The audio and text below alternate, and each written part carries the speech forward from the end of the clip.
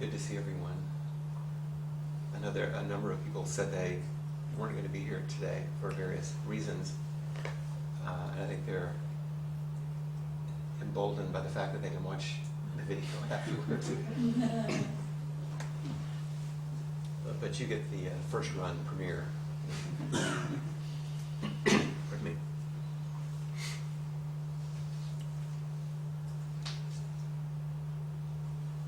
So we're going to start with just a small reminder. I think it's useful each time we meet to gain sort of a reminder of what the link is from what we spoke about last time, so we can make sure that it stays very connected. And of course the essential link is the one you're looking at, the face of the Buddha. But the sequence that we're following, of course, is this negotiating the way sequence that isn't a Buddhist sequence, but a Flint Sparks made up sequence of, in response to the questions about various branches and streams that flow together to form a good bit of the teachings here, where they come from, which includes, of course, mindfulness as a primary foundation, which of course it is in the Buddhadharma. It also is in the sort of work that we do to assist people in being relieved from suffering. Last month we spoke specifically about the Hakomi method and that way of utilizing mindfulness, although there are many ways now that it's being utilized, that any of you who are in any way associated with mental health, psychotherapy, counseling, social work, anything these days know that mindfulness is like the buzzword. You know, it's very, very interesting and powerful, and I think largely because of the utility. There's something potent about its use. Now, sometimes it's potent in its use taken out of its spiritual context, and it gets a little bit, it loses a little of some of its power in that regard, but it's extremely useful as a skillful means. We're going to continue tonight and speak about some models of the human mind, specifically in the way that we are, as it was said poetically, multitudes inside. And a particular way in which this has been modeled by a psychotherapist that is maps onto, I believe, Buddhist practice quite well, and that's what I'm going to primarily focus on tonight. Next month we'll be looking at human development in later relationships and the whole Bodhisattva's way of life. But we have to begin with these foundational concepts and practices, just the Satipatthana Sutra, the Four Foundations of Mindfulness, and then opening up to the complexity of mind and the cultivation of this thing that we attach to self, and how that a fictional thing gets into relationship with other fictional things and causes real problems in relationships, and how that streams from our own development. So these are our gateways, of course. So tonight we're going to focus on this second. When I met Ron Kurtz in 1994, we were talking about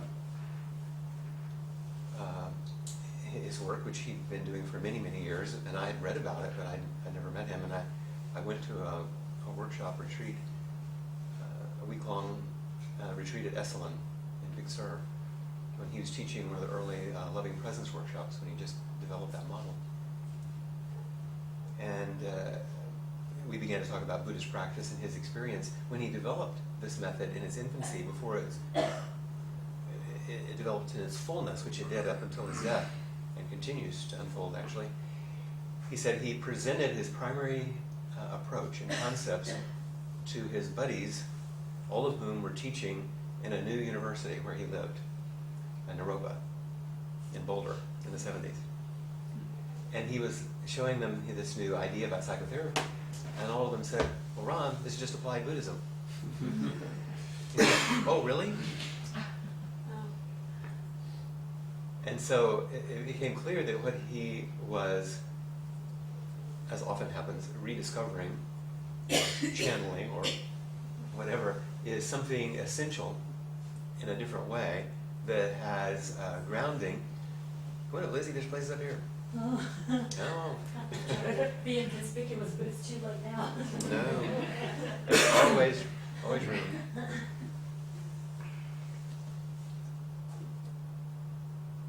What would I just say? You were talking about Naropa and the applied. Oh yeah, and then when I met him in '94, he said, well, I'm doing this 3-year training program that I'm inviting people to, and you sound like you might be a good candidate for it. It's called Psychotherapy as Spiritual Practice. I thought, well, that sounds sort of interesting. And so what we did is we met, each session was 1 month long.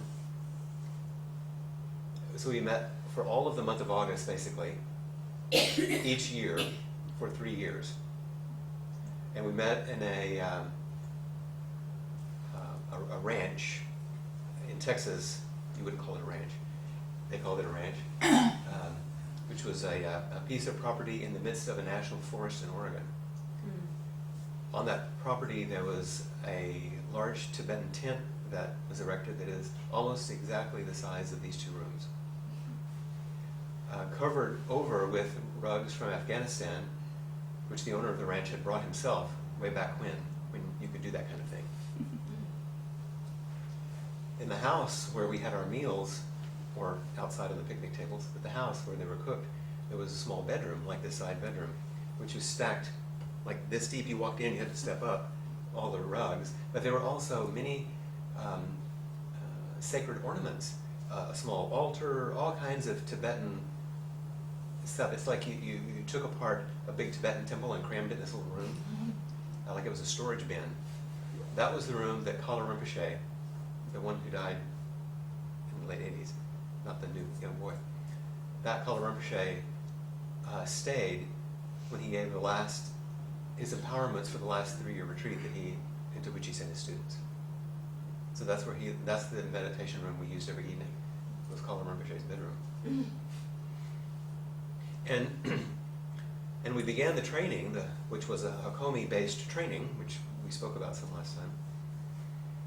And in the very first week, Ron said, I got this manuscript here from this guy called Dick Schwartz. He was a buddy of mine, and he's writing this book about his method called the Internal Family Systems Model. And I think we should use it also. So he began to speak about how he was thinking about mindfulness and the unfolding of experience, the organization of experience internally, and how he was informed by Dick's idea that there were different parts that you were working with. We could work, a Hakomi practitioner could work with you, but a Hakomi practitioner apparently could work with you. It was the same method, inside or out. And it seemed to map onto Buddhadharma, which is what we're going to speak about tonight. So what it was offering us really is some idea, some model of mind. So we could understand what this thing is that we call a self, and how we could utilize contemporary methods, internal family systems being the one I'm going to speak about primarily, but remember, totally grounded in the mindfulness that we spoke about last time. Without that, it's just a fun technique. But in mindfulness, it's deeply grounded. So that there is then kind of a flourishing of possibilities. And these parts, can you see my friend Lori peeking in the middle of the tree? Suddenly, in the midst of this unfolding, we notice parts peeking out. But before we go further, I want you to see or hear, if you've not, how many of you looked at the video of Dick online? Maybe one or two? A few? But not all. We're going to look at that just for a second. So just escape of that and go to the Safari.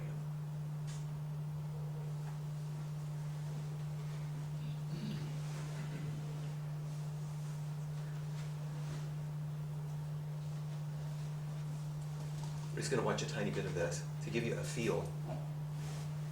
There's no sound. Is there sound? There it is, okay, thanks.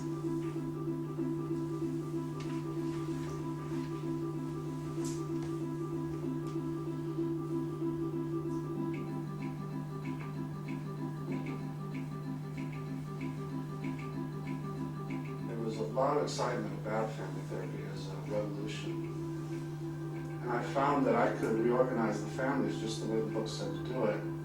And yet many of my clients would keep binging and purging. And so out of frustration, I began to ask those clients what was happening inside. They started talking about these different parts of them, and how something bad happened at the trigger a part that would make them feel really worthless. So I was following them in the way I was following families. I was just tracking these different sequences of interaction.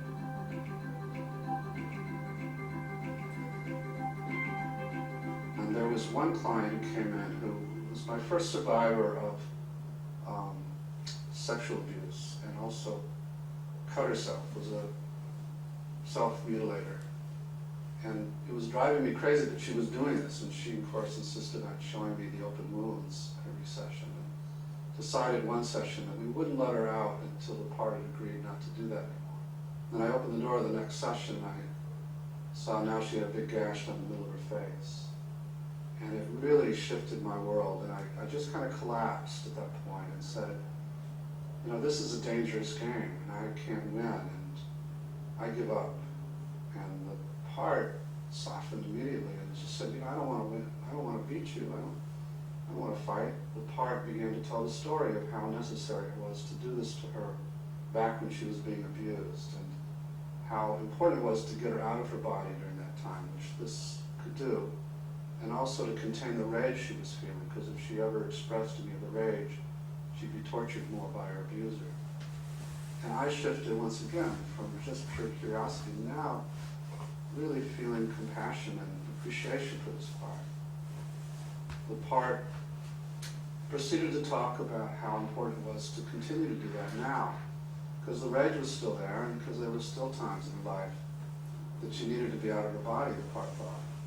So it became clear that for parts like that to change, we would first have to change the conditions that kept them in these roles. Should do it. Thank you.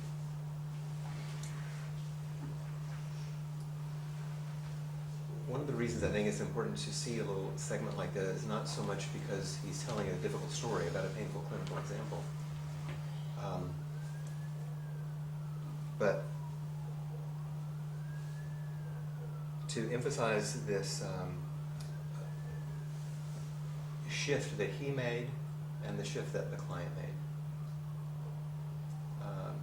So what is the shift that he made? He gave up having to win to be right. Right. Fix. To fix Or to control. and to control, right? He stopped trying to do something clinical to stop a symptom. If it's a medical model, then you see a symptom, it needs to be healed, you've got to figure out a way to stop it. And his attempt to do that caused what? Frustration. More harm. Right? So, and what was the shift in the client? She didn't want to hurt him. He said, I don't want to win. The part said, I don't want to be you. He wanted to be understood. And then began to tell the story about why that part and its behaviors were necessary. So suddenly, we'll go go back to this in a minute. What was pathology starts to have a purpose. What were symptoms to stop end up being trailheads and openings for healing. It really changes things. It's almost exactly the same thing that the Buddha discovered. That if you pay attention to suffering, you're going to find the openings for freedom. But that's where it's found. So let's begin to break that down, okay? And it's important to begin by remembering this word, upaya. You know this word? But say it again?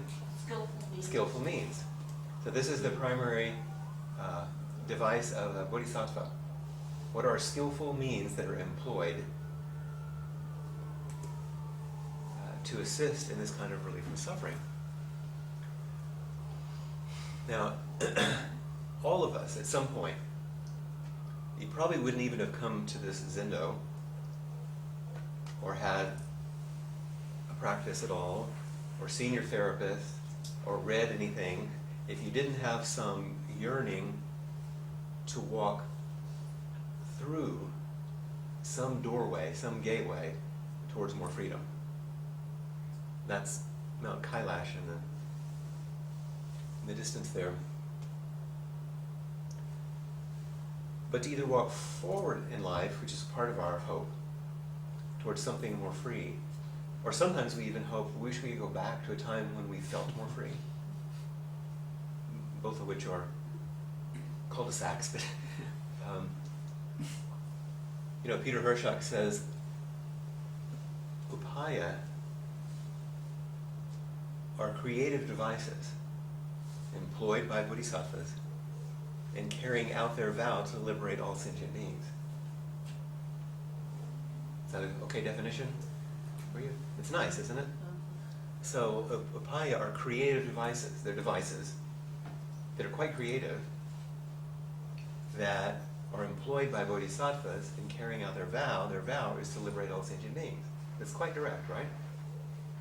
In our practice discussion group earlier this week, some of us were talking about, someone just casually said they need to radically reimagine something about their life. And I said, stop. What you just said is the heart of all the teachings. What Buddha taught, what Buddhists do, what bodhisattvas employ is skillful means for a creative reimagination of one's life, of what it means to be alive, or what it means to have a life. So all of us want to be able to step through, using some sort of upaya, into a time when maybe the flowers were brighter and the skies were a little clearer. What we know is, Suzuki Roshi's famous statement about, strictly speaking, there are no enlightened people, there's only enlightened activity.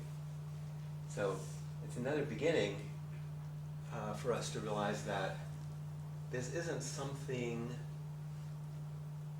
you're going to get, but it is a life energy and life force that might be opened and made to flow more freely. Joko, of course, speak about Buddha's life as it is. Look, why we're going off the edge there. Well, I asked my first show. Do you know how to change that? Yeah, it's risky at this point, isn't it? Yeah. We'll do our best. A few letters here and there are going to make a difference. Peter again. Buddhist teachings are directions. Don't you want the manual? Buddhist teachings are directions for, those kind of directions, for revising or transforming our relationships. So now we begin to see that it isn't something that one gets. It's how one meets life as it is. And it has something to do with turning or reorienting relationship. So that's our foundation. Remember, last month we spoke about the capacity to attend in mindfulness, to moment-to-moment experience, and to share a capacity for self-discovery that we help each other with, assist in self-discovery. So in internal family systems, if IFS is truly an apaya, skillful means, a creative device, then it needs to support life as it is. That was Joko's direction, right? It needs to support life as it is. It needs to assist in revising and transforming the meaning of relationships, which is our core thing, and it needs to redirect each moment and everything towards freedom. Are those okay criteria? Can we use those? Would you like to employ a practice in which your life as it is more deeply supported, that you can revise and transform the meaning of your relationships in a way, and become an assistant to that for others, so that each moment is redirected toward freedom? Does that sound okay? Mhm. Okay. Well, let's look and see how that might be done then. So what's the path? And of course, this is one of the keys we forget, because as soon as you see that, can you feel that part of you or hear that voice inside that says, okay, we're going to get like the thing that's going to really help? But I particularly chose this picture not because it's a lovely path, which it is, that's on Cape Cod near Provincetown, but because it's the path of a shaky, vulnerable human being. This isn't the path of supreme spiritual warriorship. So we all have that, right?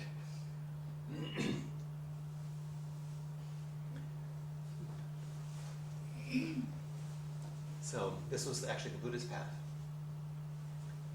That's not the Bodhi tree, but it's a really wonderful tree in Molokai, which several people here have sat under. Having exhausted all the practices of his day, and I say exhausted because the Buddha apparently was quite a spiritual genius, and did the things his teacher asked him to, all of his teachers, and did them well. The problem wasn't that he couldn't utilize or employ those teachings to their fullest. He did so. They just didn't answer his question. And so, oddly, he was defeated.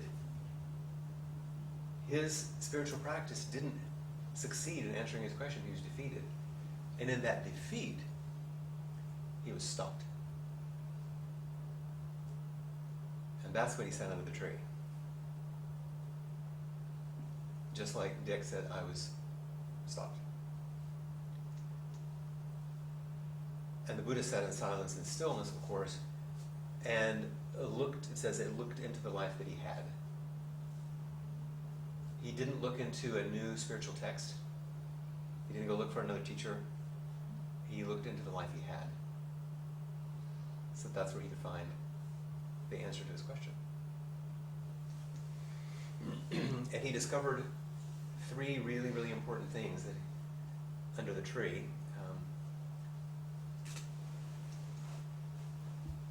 First, everything changes, right? Impermanence. Everything is contingent. Means everything is dependent on everything else. And discomfort is inevitable. The core teaching, the primary teaching, the central teaching that he awoke to was that everything is contingent. Everything depends on everything else. And that awakening, those pieces, are completely supported by mindfulness.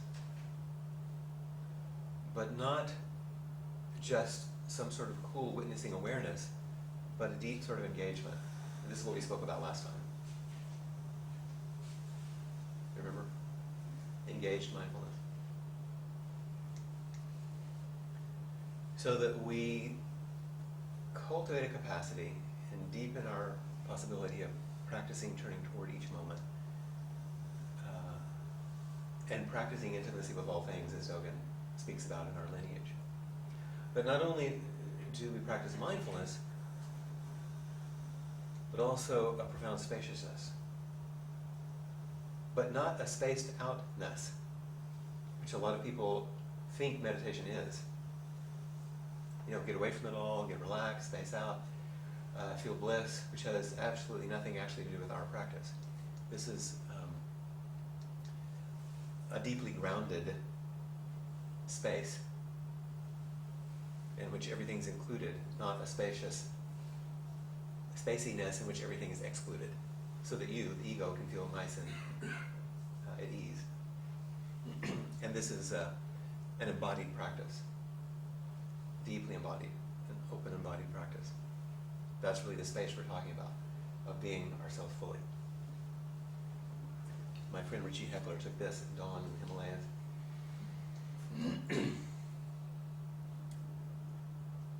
It's grounded in mindfulness, opened and embodied spaciousness, and unfolds in relationship. Me and my mom. And we begin to realize that actually there's nothing but relationship, which is back to the Buddha's primary understanding, really. Interdependent origination. Everything is...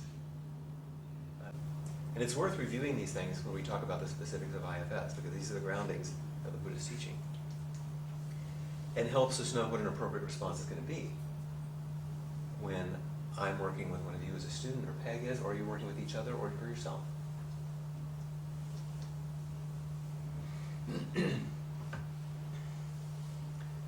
There's a phrase in IFS that's often used, all parts are welcome.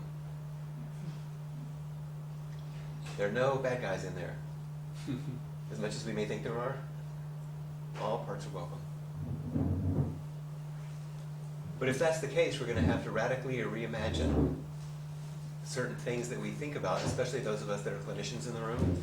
But even if you're not a clinician, if you're a client, you still use these words. Like, well, in the Buddhist sense, delusion, right? And delusion is something we need to get rid of, right? Or clear up.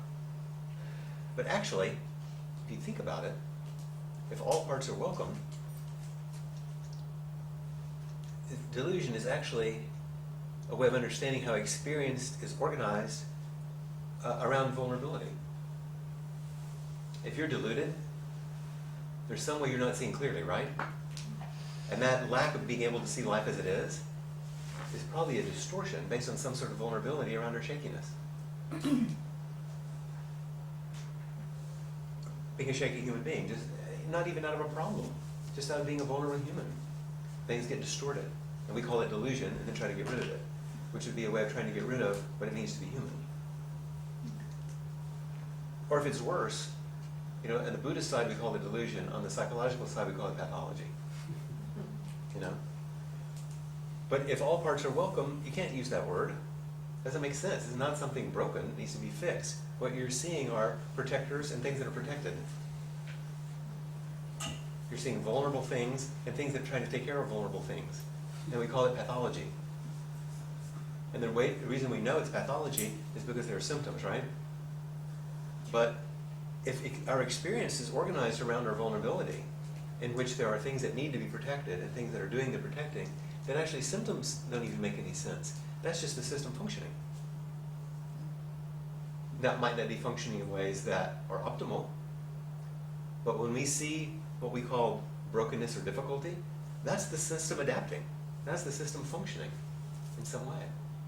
Or when you see someone sitting on a cushion crying, or angry, or fearful, or confused, or whatever, you're just seeing pain. You're seeing suffering. Suffering born out of how we organize around vulnerability, how we attempt to protect ourselves, how we attempt to protect things in us that require protection, and how this system functions when it's not fully awake. But that's a little different way, isn't it?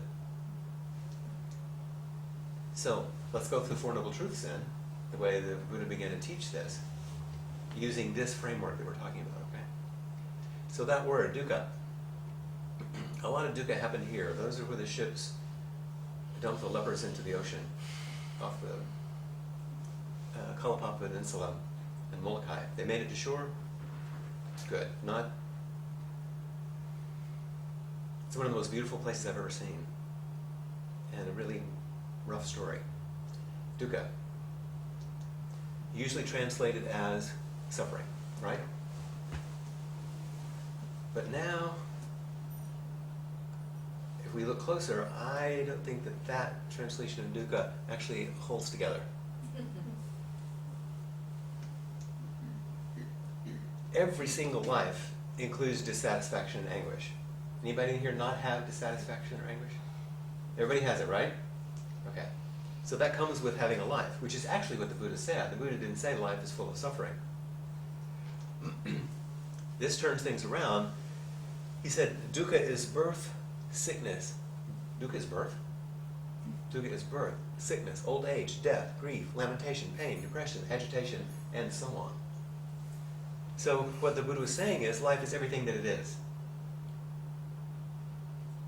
And everything that life is includes everything that life has, a good bit of which we're not that thrilled about. Therefore we suffer. So in this complex, difficult world of ours, which includes everyday pain, and a lot of unnecessary suffering, now we're getting a little distinction. In that kind of world, the dukkha happens.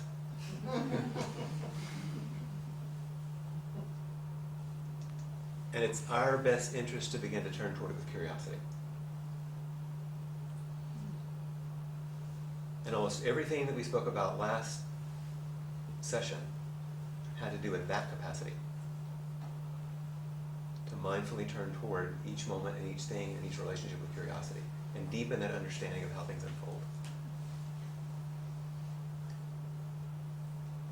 Does this give you a little different sense of dukkha? Okay. Samadaya, the key word in the second noble truth.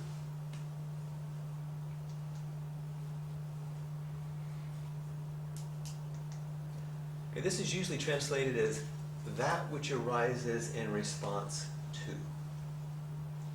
I use this picture as a reflection. It's like something's reflected in us in response to the world around us. That which arises in response to dukkha, right? Dukkha happens, we react. And there's a specific way in which in the Buddhist teachings it's usually spelled out, is that greed, hate, and delusion are thought of as the three poisons, which are the cause of suffering, right? You're greedy, you grab onto things, that's going to cause suffering. You hate, you push away things, that will cause suffering. Your delusion, you're confused, that will cause suffering. Those are the three poisons. Technically, in the Buddhadharma, that's absolutely true. As a skillful means, in the way we're going to look tonight, I'm not actually sure that holds together either. What if we're greedy because we've been hurt? What if we hate because we've been subject to pain? What if we're deluded because we have to get out of our body? Those aren't the cause of suffering. Those are the result of suffering. So maybe greed, hate, and delusion are protective instincts and adaptive wisdom functioning. Now that's a weird way to think about it. I happen to think it's accurate, but one man's opinion.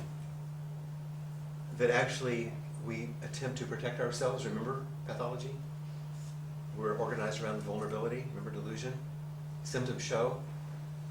So we protect ourselves and we adapt in the wisest way we can, even if the wisdom is a 2-year-old's wisdom, a 5-year-old's wisdom, a 13-year-old's wisdom. And so we end up greedy. We end up angry. We end up confused. Those things can cause more unnecessary suffering. But greed, hate, and delusion are a function of the suffering, not the cause, in some ways. So that turns everything around, right? Now, we see that the cause of suffering is the demand that life be different. Or the fearful perception that it's unworkable. Or the refusal to face life as it is. Does that make sense? And out of that, those other things do arise, samadaya, greed, hate, and delusion arise. And in IFS, those are called parts. Now you have pieces that are split off. We've become divided against ourselves and the world. And the more more separation, the more suffering. This fundamental split's happening inside.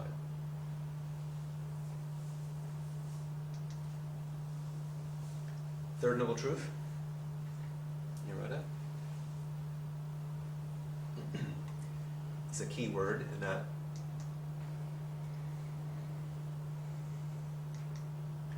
this one is usually translated as extinction.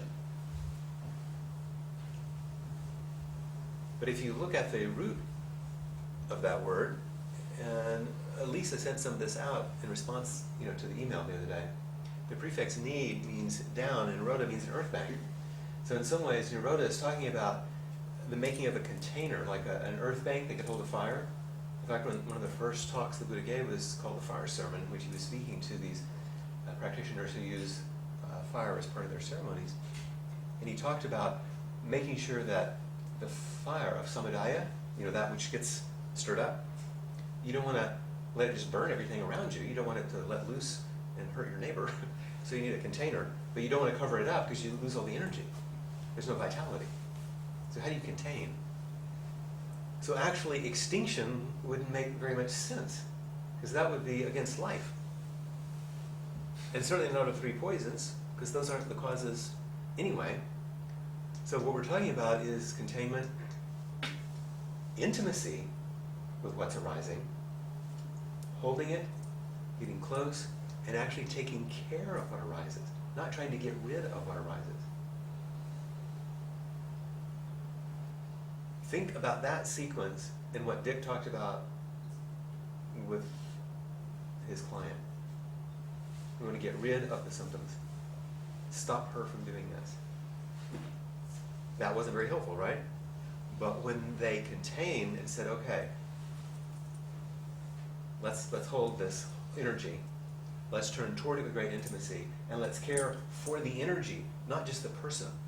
For the energy, for the part that carries the pain, then something's possible. Does this make sense? That's a radical change. So now we're taking care of everything that arises. Every part is welcome, remember? When it's contained, met fully. Because the fact is, life energy is really intense if we're going to live our lives fully. When I was that close to the lava flowing into the ocean, it was really hot, even from a long way away. But it's not that much different than like being in a relationship. Right? It's like really hot, or cold, as the case may be, when it hits the water. So we don't want to, extinction isn't the solution to life energy being intense, right? That's called death. But the mindful embrace and deeper understanding is. And this is the turn of Nirodha. This is the turn of the third noble truth. And this is the upaya in IFS and also in Hakomi, is the capacity to meet fully.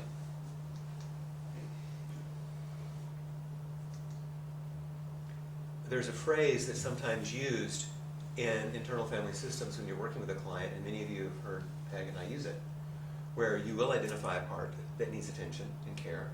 We'll have you turn toward it, and then we'll say, how do you feel towards the part? Well, that's a revolutionary question, because now we're saying there's a you that actually isn't the part, but they're somehow related. Sometimes we either identify as the part that's taking us over, let's say terror, or we want to get rid of it, which is another part. But it's not what we're going to call like the inner bodhisattva self. So we make this initial little separation, we unblend. We say step back and relate to this part from your Buddha nature. This is another reason why it's really useful to spend hours and hours on these black cushions.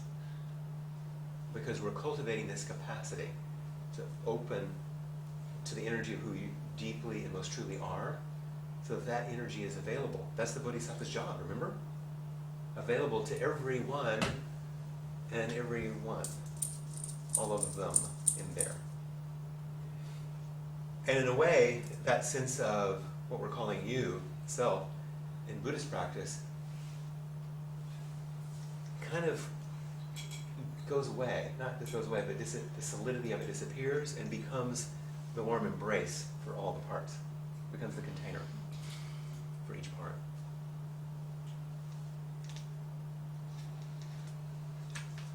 When that begins to happen,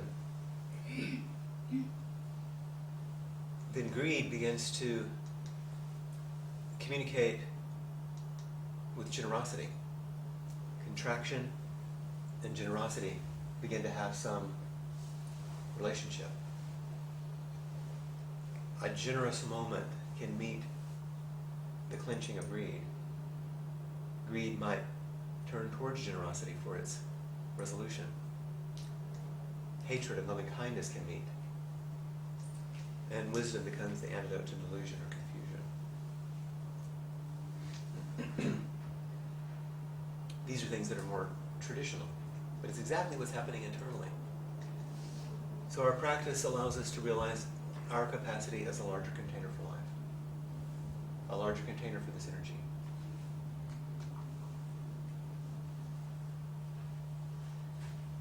If you just stay and look at her for a while, something happens, doesn't it?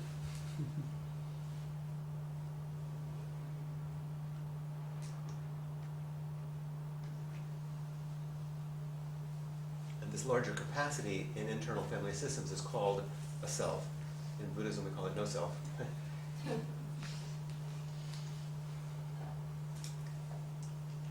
And the Buddha's instruction for difficult emotions, all these parts, all these things that we meet, gaze upon it with kindness and remain still.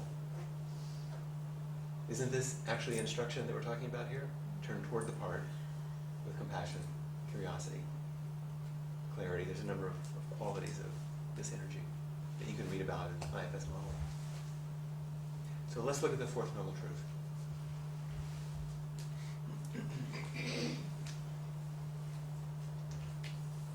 That word marga is typically the one that is translated as right. You know the list.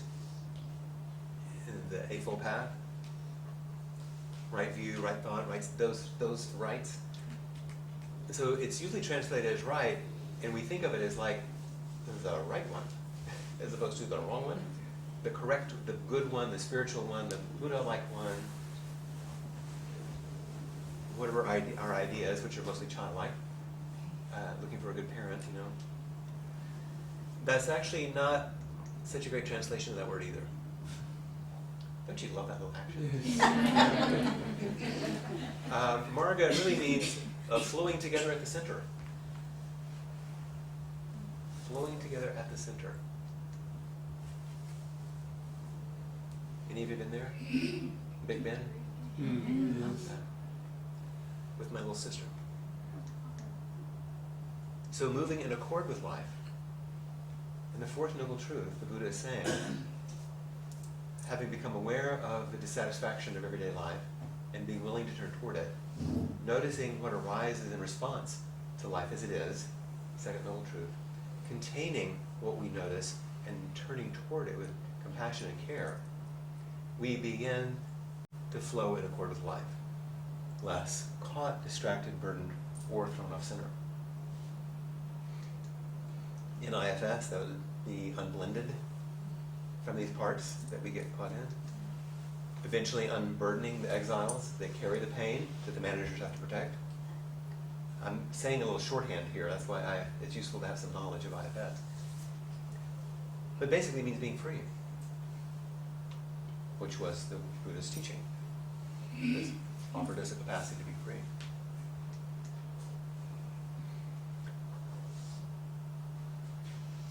So in these misty mountains of self-realization, realizing the Buddha's Eightfold Path,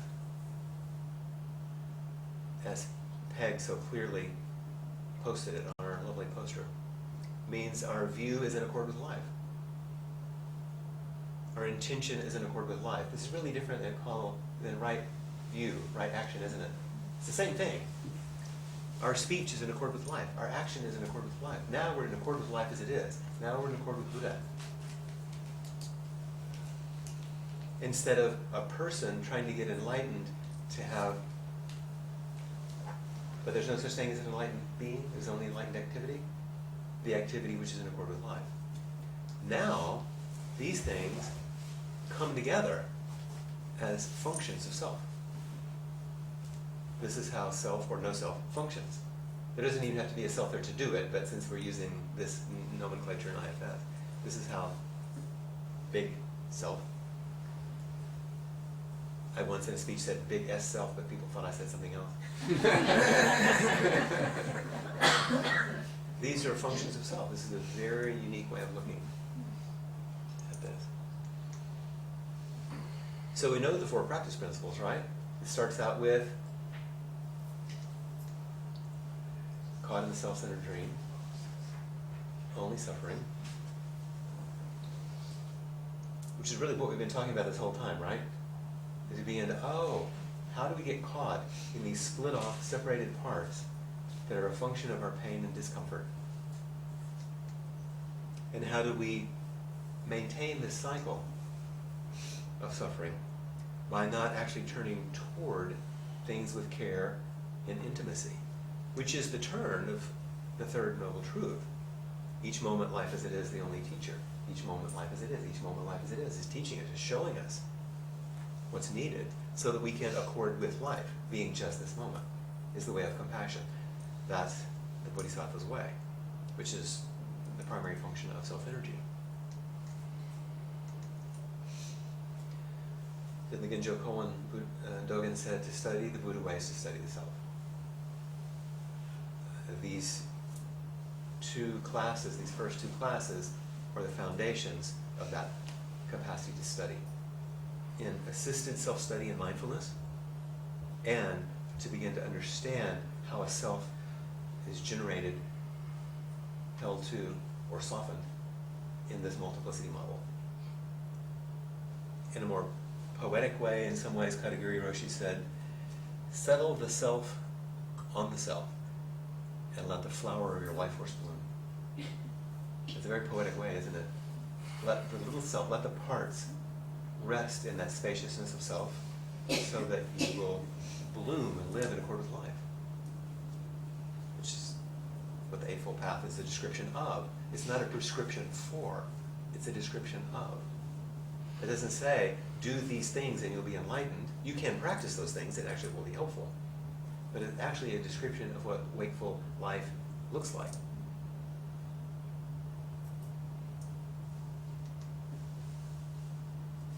So, what is this Bodhisattva? We typically know that it's thought of as a being dedicated to freeing all beings.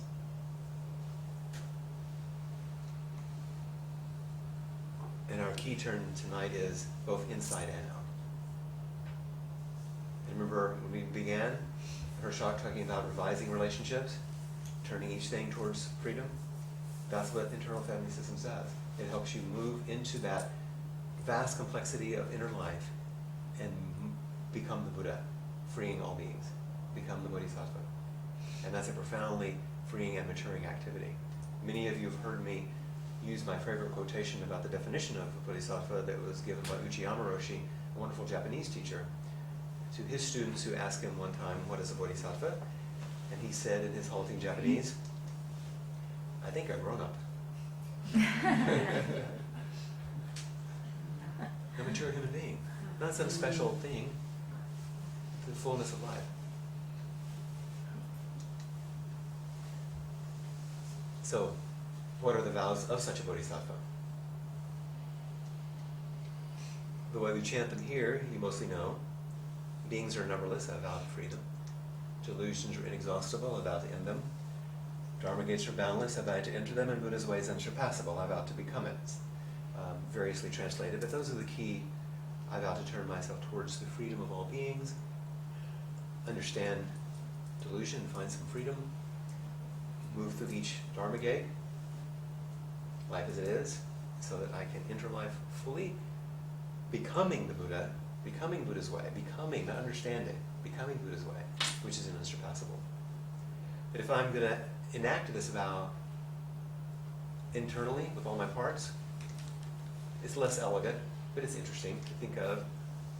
Parts are numberless, right? I take up the practice of freeing them from their extreme positions.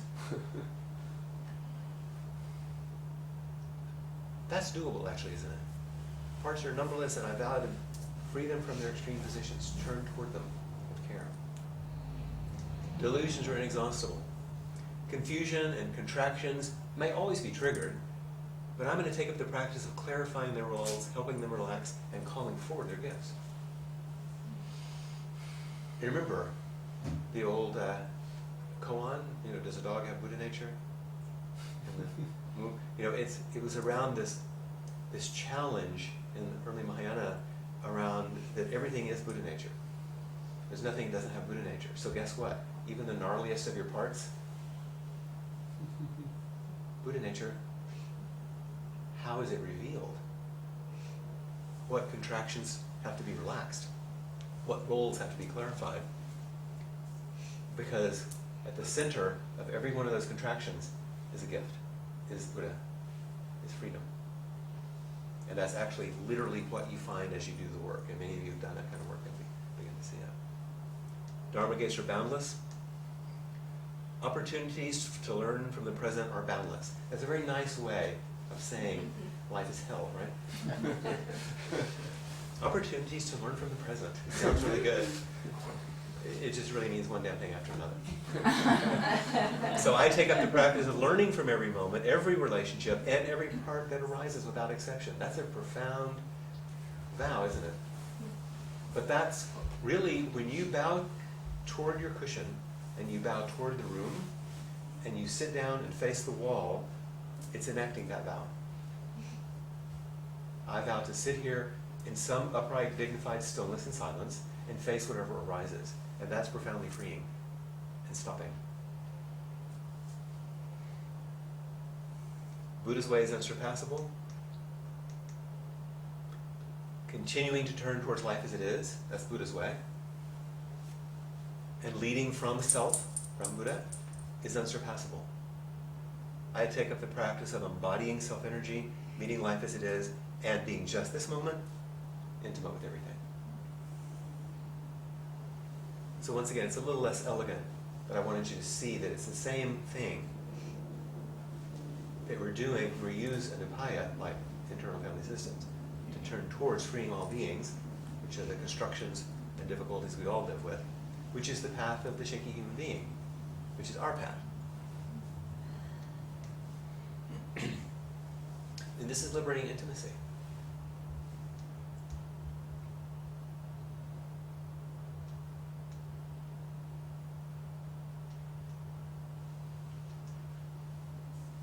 Which is the moment by moment by moment by moment, opening and extending our capacity for appreciative and contributory virtuosity, skillfully offering them for the benefit of all beings here in the midst of our own stories.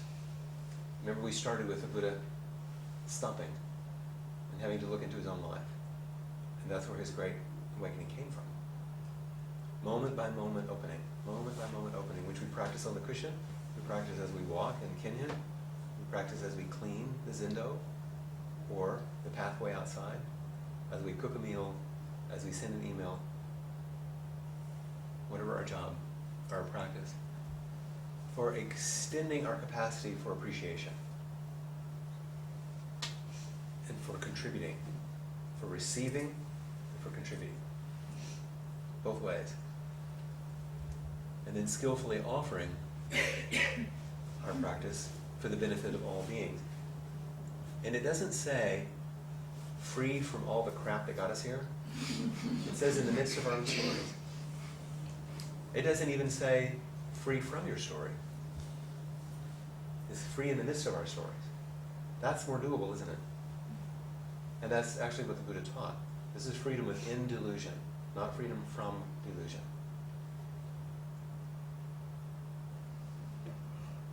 Awakening is the negotiation of delusion. If there's no delusion, no awakening. That's what awakening is about, delusion. It's required. You got some?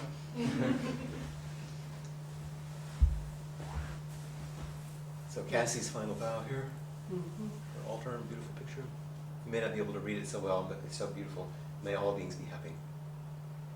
At the core is that deep wish. May all beings be happy. And may all beings be happy. May there be no suffering here, and no suffering here.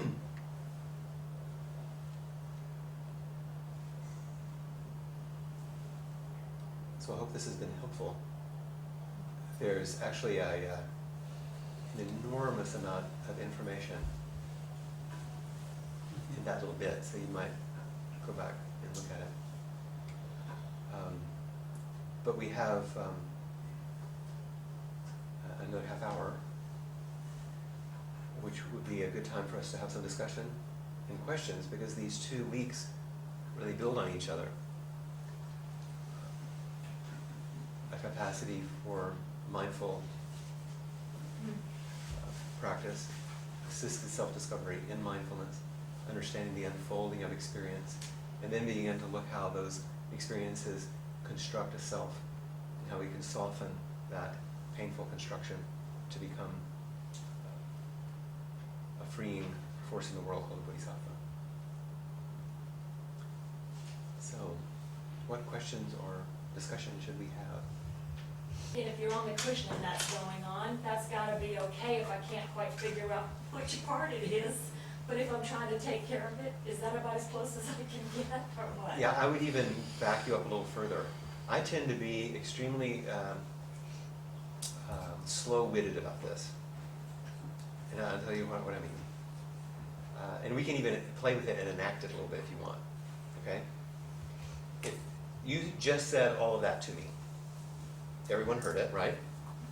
And there was some part that wants to know the answer. Right?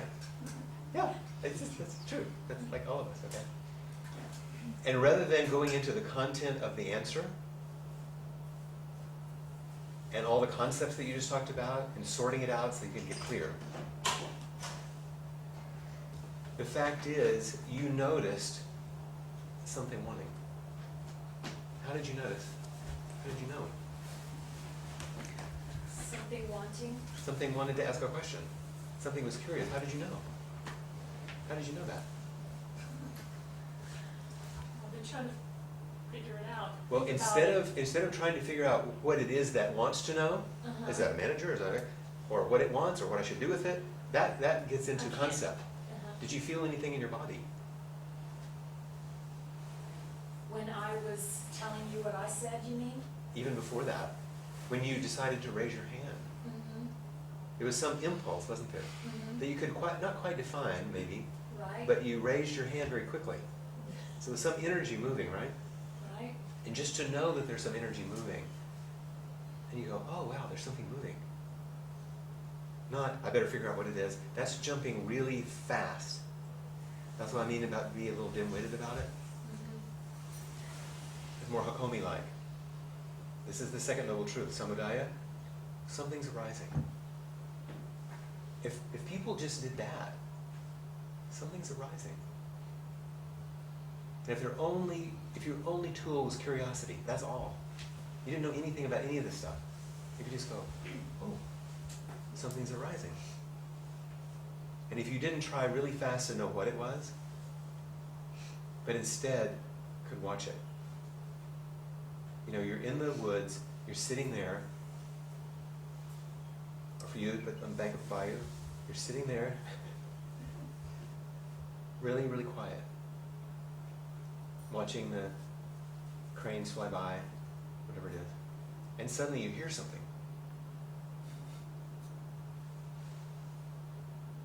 You don't jump up and say, who dat? I wonder where it is, where it came from, and is it an animal? I mean, you might, but mostly, in that first moment, all you just do is go, you just orient with curiosity. I don't know what that is. And if you stay quiet and still, it's more likely to reveal itself.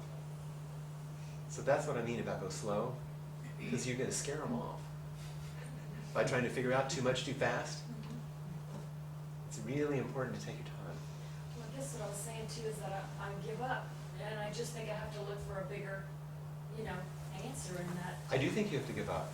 What you give up on is trying to find an answer. Instead, just sit with what's arising. And that's what we're practicing in Zazen. It's become the spacious container in which each thing can arise, and we can witness, not to try to go to work on. So, are you saying that just as human beings who are not therapists, we're not doing it the way the therapist does it? The client trying to bring things out? You might do that sometimes. All I'm warning you about is moving too quickly.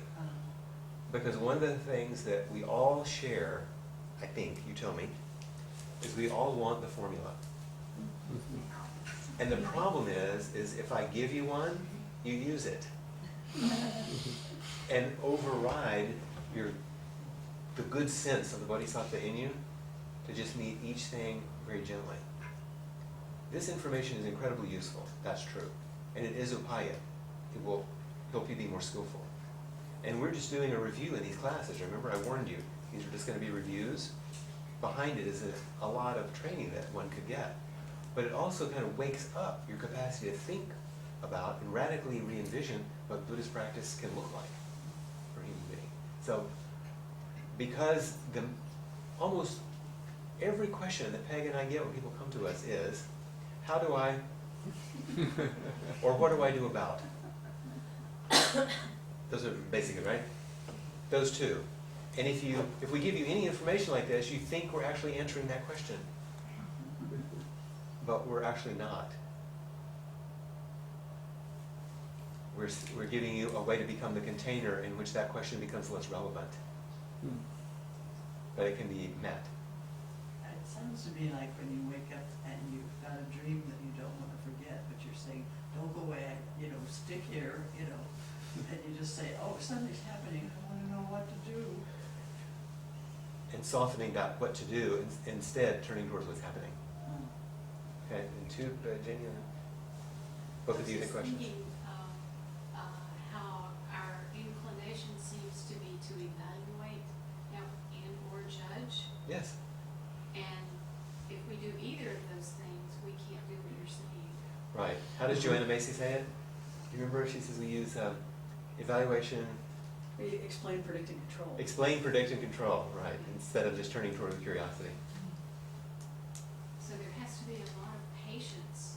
That's self. Look what you're just doing with your hands. What you just do. Yeah. A lot of patience, Yeah. which is self-energy. Explain, predict, and control are all parts. Those are all managers. And most of us are manager-driven. And we have managers because there are things to manage, which are called exiles, which is pain. Some sort of pain.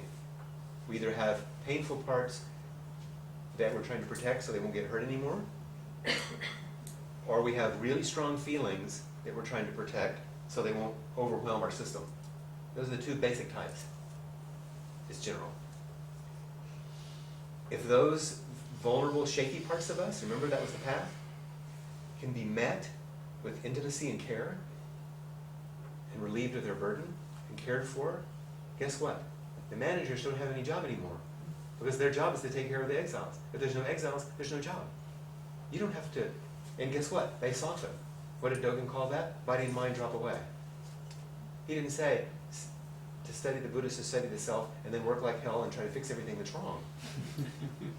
To study the self is to forget the self. To forget the self is to be actualized by the myriad things. Body and mind is self another drop away.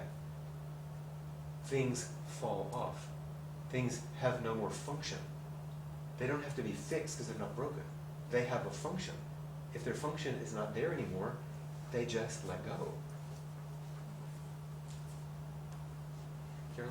That's an interesting segue, maybe. The function of an eating disorder. I've been really immersed in the last couple of weeks in the world of eating disorders, facilitating a parent group and getting some information to people. And anyway, so I'm reading this, and I would like you to help me understand. So this is the larger self, and he's talking about his client or patient, Margie, and talking about before she's angry at her eating disorder, it's trying to kill her. And so he talks to her about, I don't know, questioning her disorder. Finally, in response to my question of how do you feel toward the eating disorder now, she says in a compassionate voice, like I want to help it. And that just raised a huge red flag for me, because that to me, in my experience, means that helping an eating disorder would give into it, and the eating disorder wins, will take over and destroy this person. And so, That's what you think, yeah. right? That's So- not what the model says.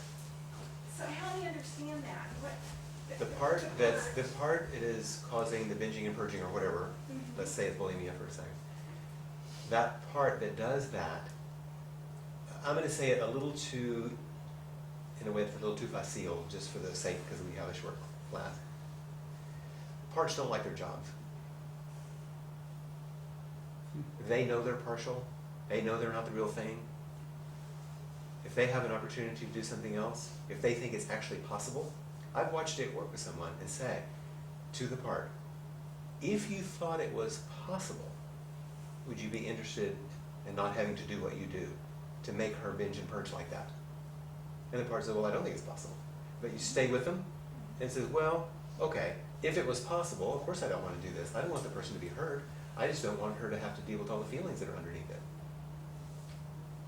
Then you have to help the eating disorder part, not the eating disorder pathology idea that you have.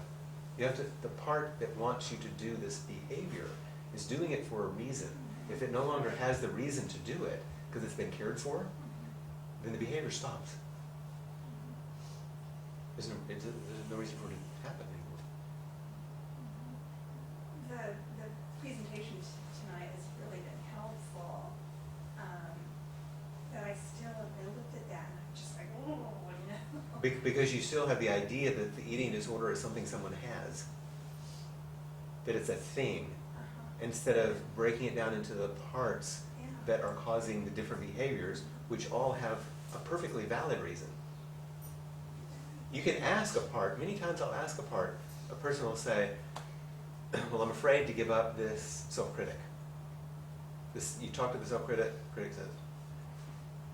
And so I'll say, well, ask the critic what it's afraid would happen if it stopped criticizing you. So they go inside and the critic says, well, if I stop criticizing him, he'll just be a mess. He's not going to get anything done. And then I'll say, so how do you feel towards that part when it says that? And often the person will say, that makes total sense. No wonder, if it believes that, of course it would do that. And if you totally let go of the idea of trying to talk it out of anything, and then when the part hears that you get it, it goes, well, finally. It's like, do you want to keep doing that? They'll probably no. Not really. I just didn't think there was any other way. But now I can see that there's actually self here who's starting to help. And that's a lot stronger than I am, so maybe I should step back.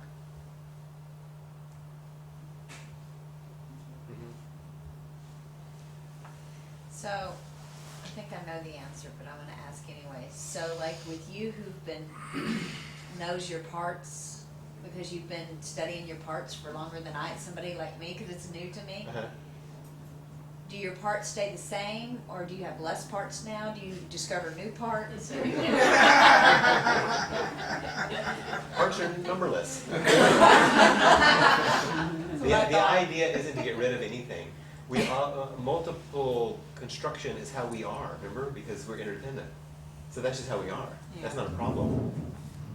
The problem is when the leadership or the center isn't Buddha, that what happens is these parts begin to take over because there's no leadership from freedom and awakeness.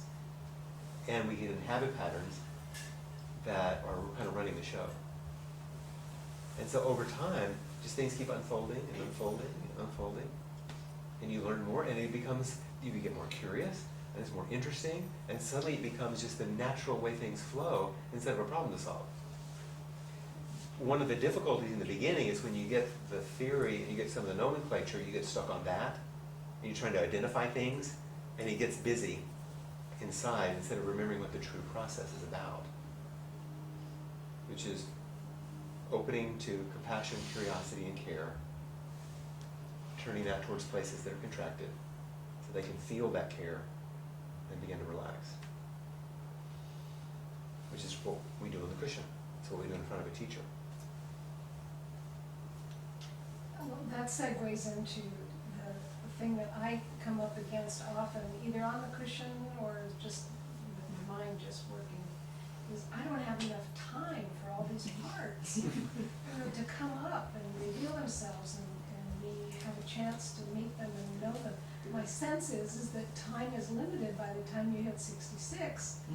How much, how will I meet them all? And will I have time? I remember one of the koans in our practice intensive was about the student who said, how long is this going to take?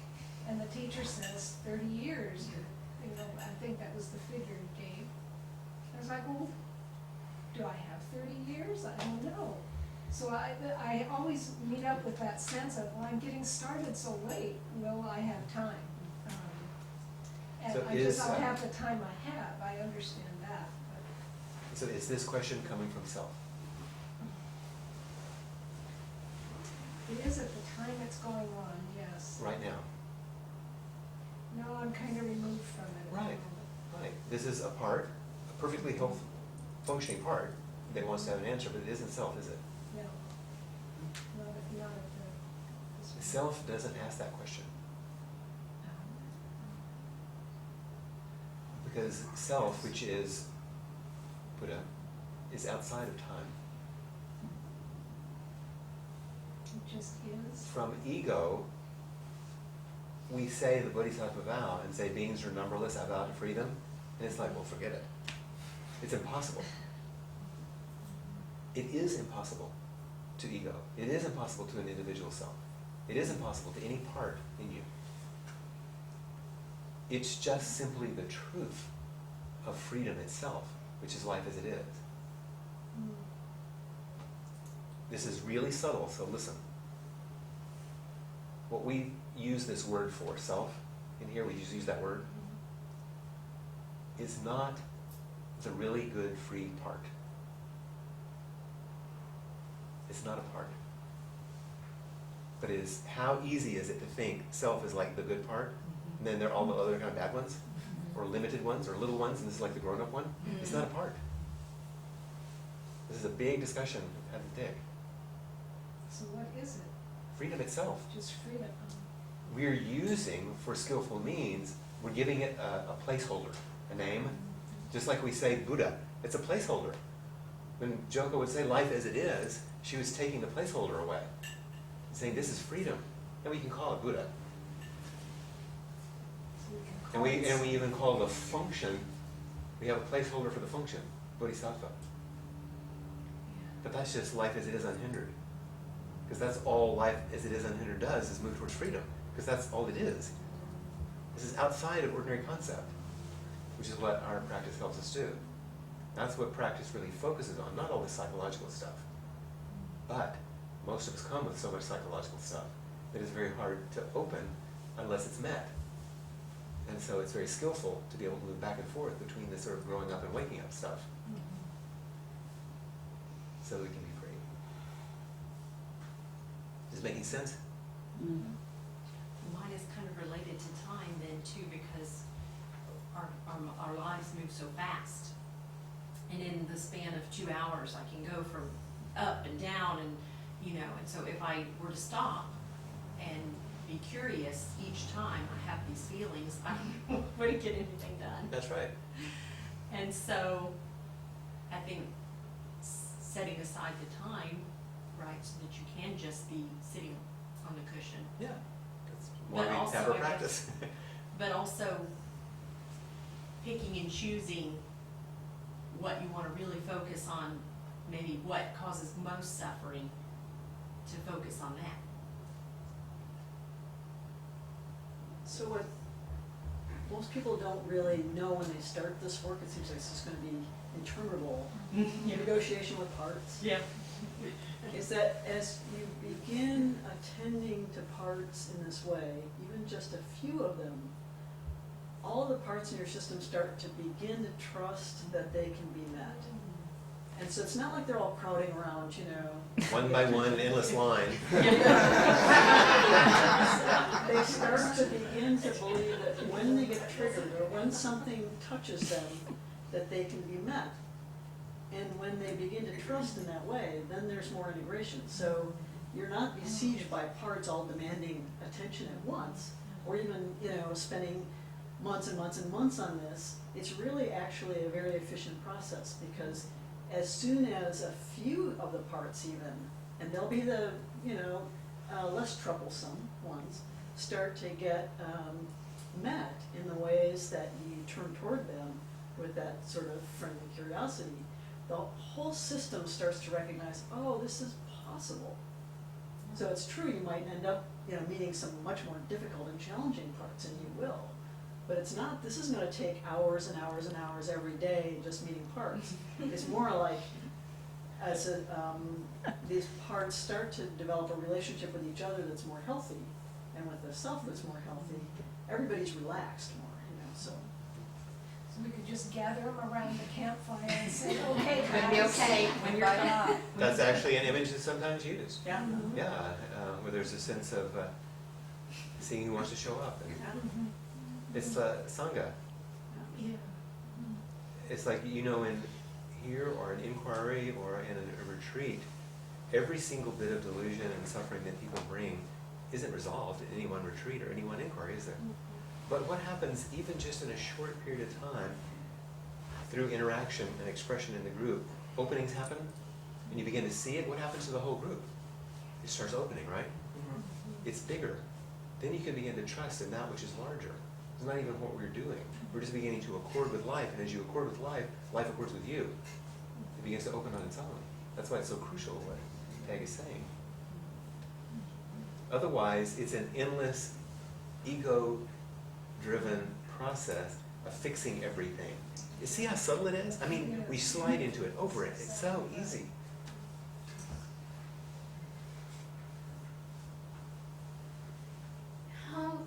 What about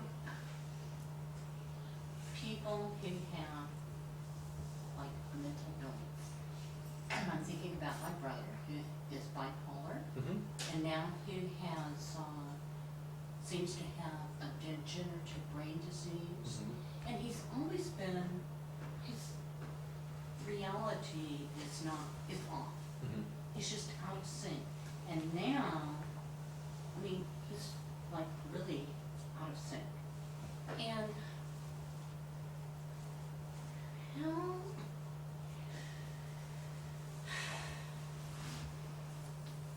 I guess what I want to know is, I mean, are his parts still protecting him in the same way by always being, like, I'm looking for land between Kansas and Waco.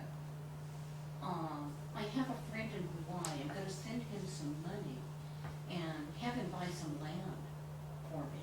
Things like that are a small example. I mean, are his parts still doing the same job? They're doing things, I have to ask. but their communication, I'm so curious. their communication is really bad.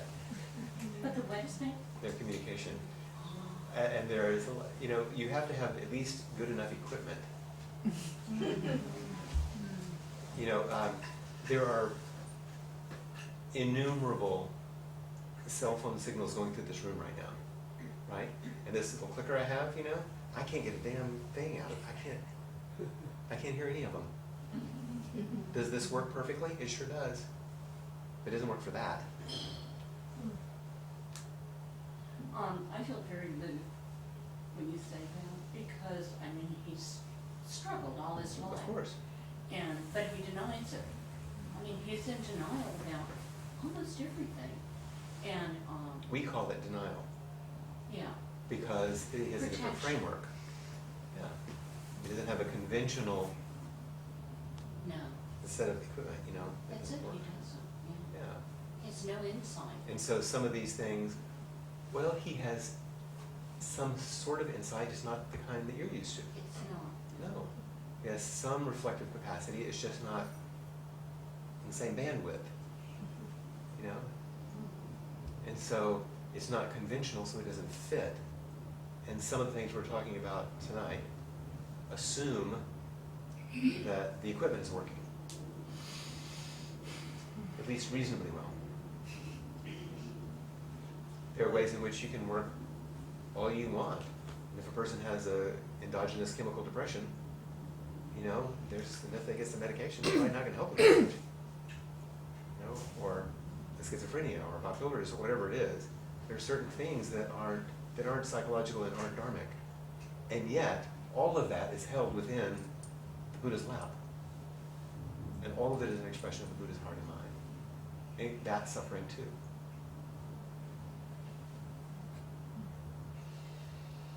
That was very useful. You were saying that this self with the big S was like a placeholder for freedom. Mm-hmm.